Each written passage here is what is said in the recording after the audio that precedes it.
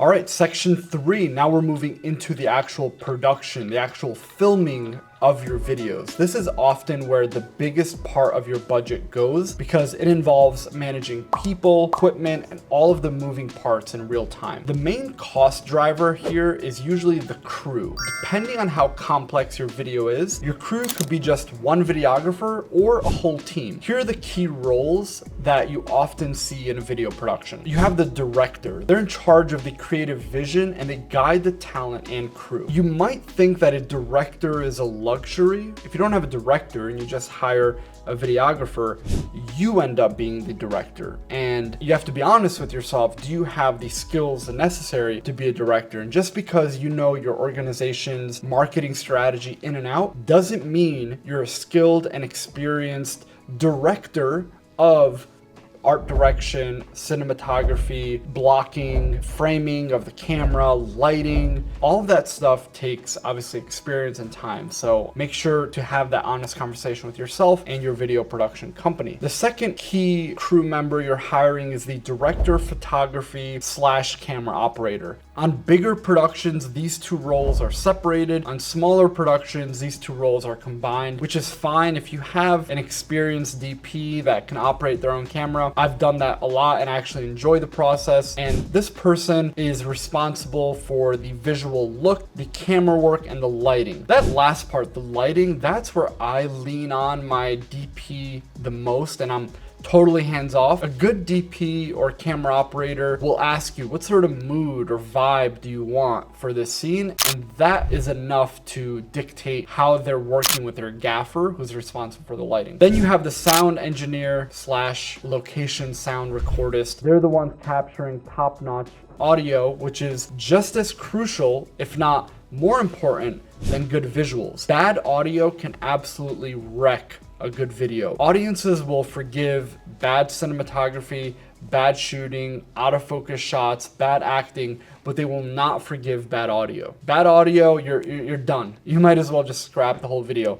So don't think that, oh, I'll just have my volunteer or a staff member hold up the microphone, or I'll just get one of those clip-on DJI mics and connect it to my iPhone and it'll be fine. Bad audio will ruin the video. Then you have your gaffers and your grips. They're the lighting experts and equipment handlers. What you're looking at right here is basically the final product, but I've got lighting here. Let me just pull up. It's a pretty minimal setup. But I've got, the natural light there. I've got a key light. I've got this. This is cutting light. So you see there's kind of a shadow on my face that adds dimensionality.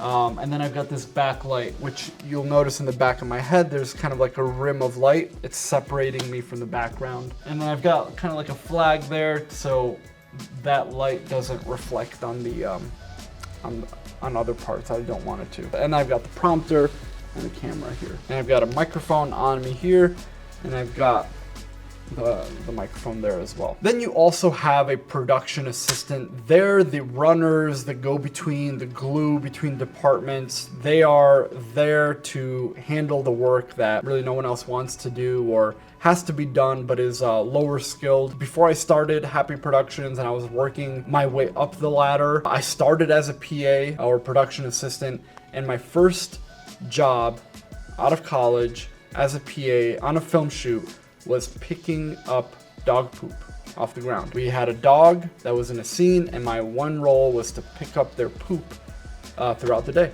Crew members will usually charge a day rate or an hourly rate, which changes based on their experience and their role. A basic shoot, kind of your all-in-one videographer, one-man show, is gonna cost you between $1,000 to $1,500 for the day. And that's expert level. You don't have to worry about quality. You don't have to worry about bad audio, but understand that they are solo. They've got the camera, they're running the audio, they might even set up their own lights. I wouldn't go below that level. You might be able to get a videographer for $300 or $400, $500 for the day, they're gonna draw the line at videography. They're not gonna set up your audio, they're not gonna set up your lighting. So next up is equipment rentals. So a lot of nonprofits that we work with at our video production company forget this cost. Luckily at our company, the number we give you is the final number. There's no hidden or surprise cost. It's important for you to know if you hire a videographer and they say, my day rate is $500, that often excludes an additional fee for equipment, because they themselves might show up and say, okay, where's my equipment? So make sure you ask them, what sort of equipment do you have? What sort of cameras? What sort of lenses? What sort of lighting kits? What sort of audio gear? And for each of those, they're going to charge you an additional fee, because otherwise you yourselves would have to go to a rental house and rent that equipment. Typically,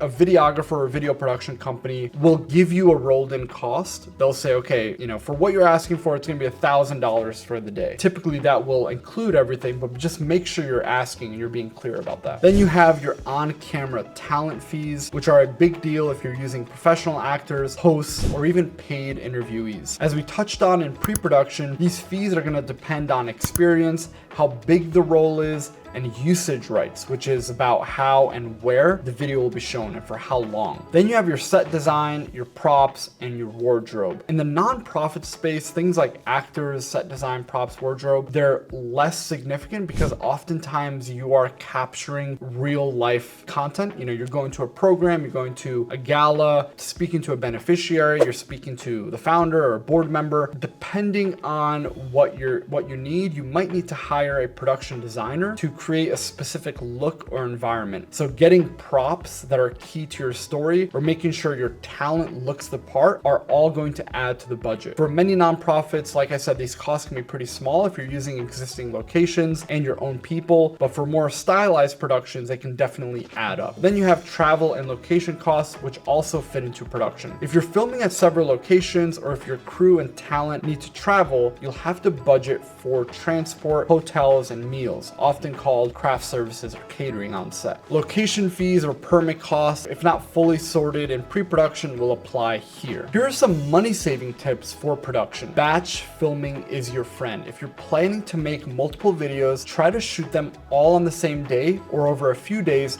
back to back. So your rented equipment, your crew time is consolidated, which can seriously cut down on your per video costs. Also consider, can you use natural light to reduce the need for artificial light or lighting gear? Could you use your own staff or dedicated volunteers for on-camera talent, for example, for like a testimonial video, as opposed to a professional actor? That would significantly reduce talent fees. Also, smartphones today have amazing cameras. They are, with the right lighting, they can look just as good as any other camera. So for certain types of content, especially for social media, a well-shot smartphone video with good audio can be really effective and drastically cut equipment costs. But just always make sure you have a super clear shot list and schedule before the cameras start rolling, to avoid expensive overtime. Because you're a nonprofit marketing professional and you're watching this video to prepare for a shoot, if you don't have a schedule, you don't hire a production company, you don't hire a director, when everyone shows up on that day, they're gonna look to you to figure out, where are we going, what direction is the camera pointed, what time are we shooting, what time's lunch, where's lunch, what are we eating, etc. Get all of that done ahead of time. Better yet, hire a video production company to handle it for you. It's well worth the investment.